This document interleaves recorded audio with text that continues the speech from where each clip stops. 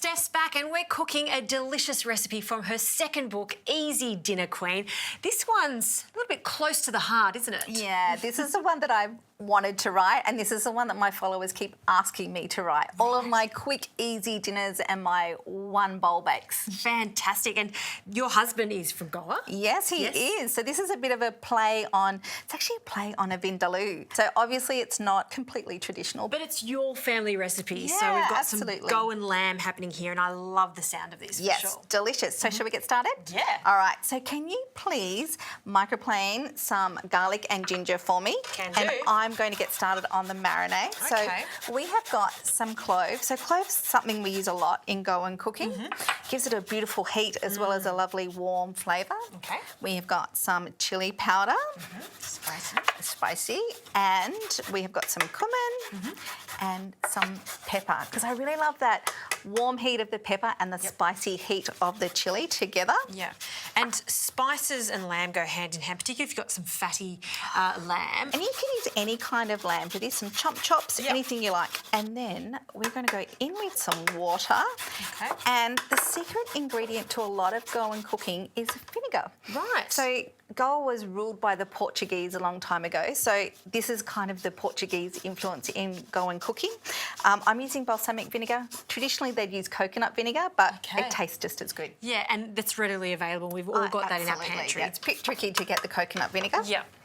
Okay, I've got lots of ginger for you. Thank you. Now, while you're doing the garlic, I'm just going to get mixing a little bit to make sure it's all beautifully combined. So we've also pre-cooked our onions. Okay. So I've got 4 large red onions in here. Now, there's not a Goan dish without lots of onions.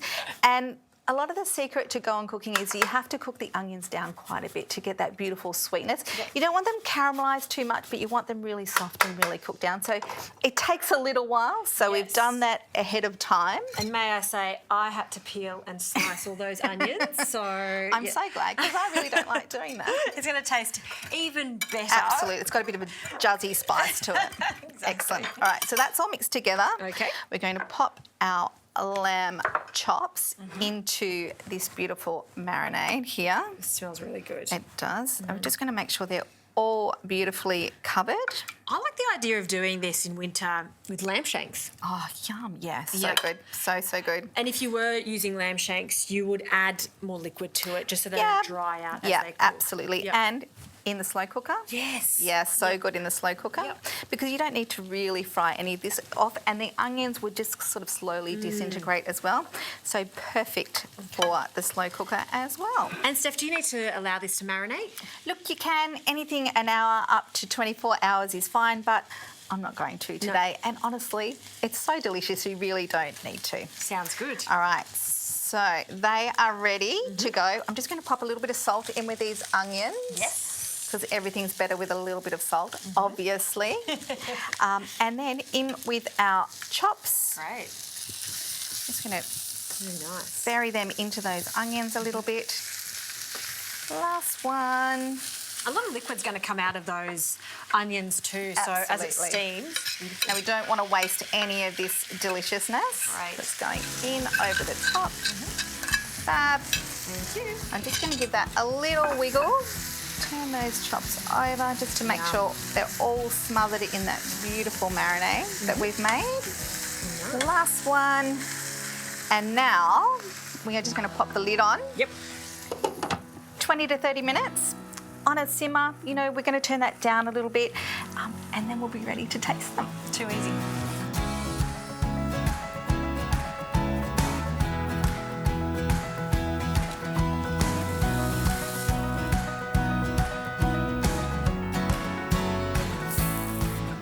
The last roti is ready. So shall we plate up? Yes, please. Excellent. Jazzy, can you just put some rice on that plate for me? Can do. Yum, it smells so good, doesn't it? It really does. It really does. Yum. It's a pile of rice. Excellent. All right, so I'm just going to Bring pop, it to you. thank you, pop a couple of these lovely choppies on the plate. I think the best part of that is all that fat that's rendered Oh down. my goodness me.